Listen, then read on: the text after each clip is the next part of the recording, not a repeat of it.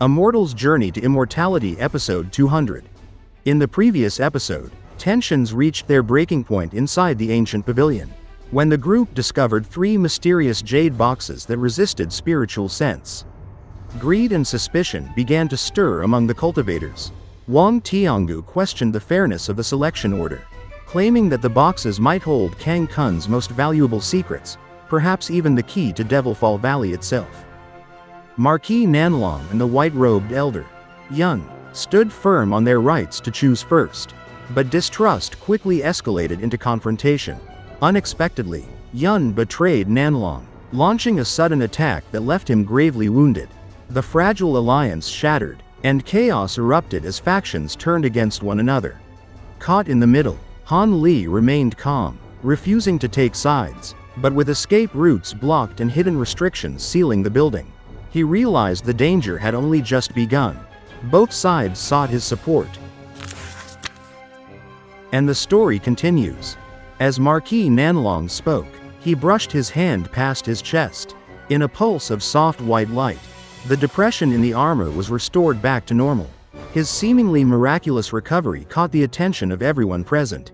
Wang Tiangu and the other cultivators were surprised, but the old man in white calmly explained that Marquis Nanlong was only suppressing his wounds temporarily through a secret technique.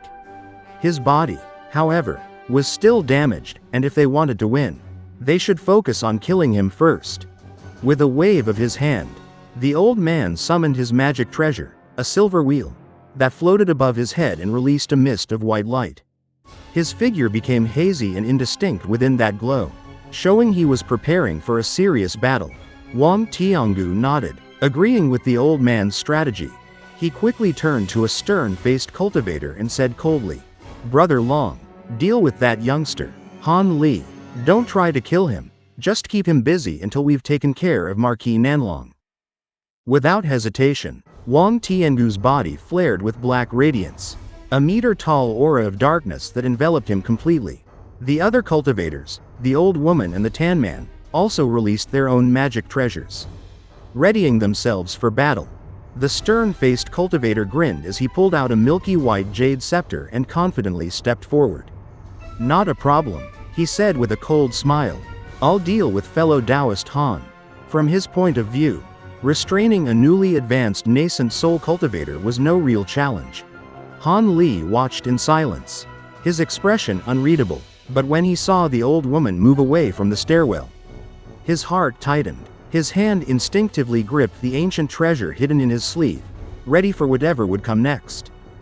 At that moment, Marquis Nanlong acted. He swept his sleeve, sending out a mist of golden light that gathered the 3 jade boxes from the bed into his hand.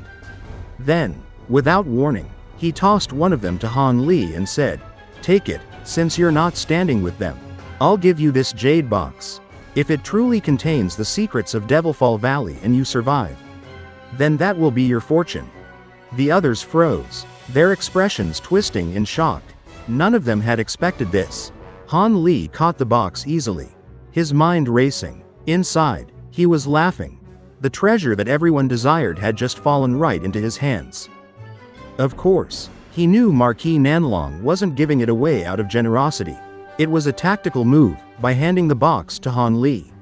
Nanlong diverted everyone's attention and created a distraction for his own escape. Still, Han Li couldn't help but find it amusing. Calmly, he flipped his hand and stored the jade box in his pouch. Seeing this, Wang Tiangu's expression darkened. "Channer," he ordered sharply, "assist fellow Taoist Long and make sure Han Li doesn't escape. The rest of us will deal with the Marquis." His composure remained cold and rational despite his desire for the jade box. He sent only the weakest among them to handle Han Li, certain that once Marquis Nanlong fell, Han Li would be easy to deal with afterward.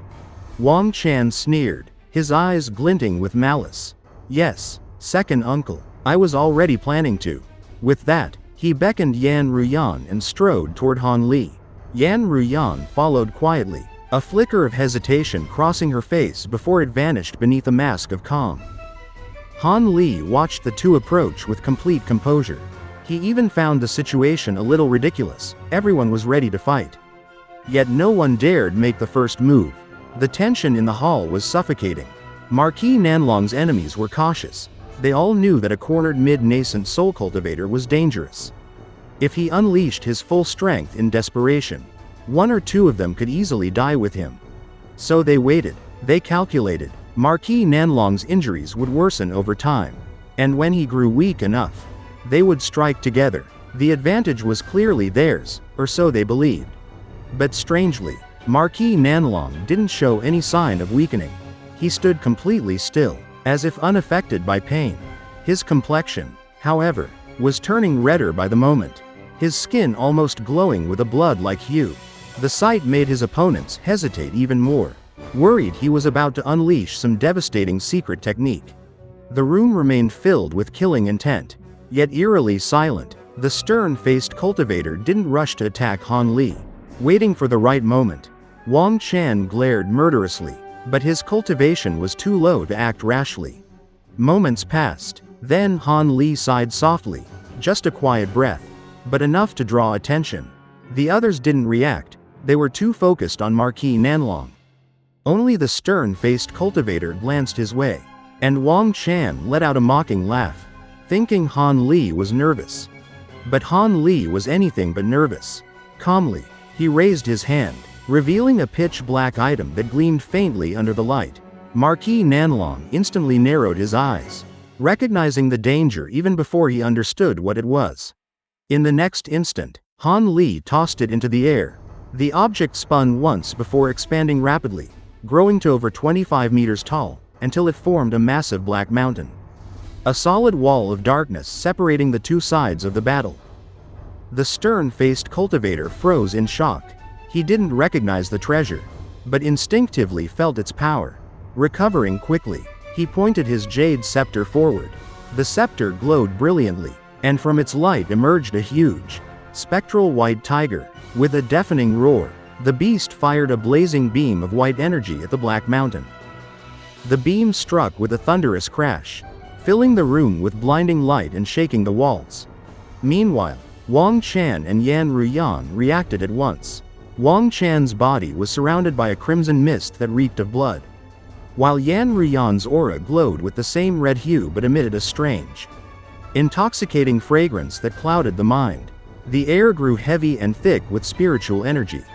The stern-faced cultivator, seeing his allies' attacks, felt a bit more confident. He directed the white tiger to unleash another beam while pulling out a small, faint blue gourd from his storage pouch. Just as he was about to activate it, a sudden, sharp crack of thunder rolled through the air. Startled, the cultivator quickly formed a hand seal and raised a protective barrier of white light around himself.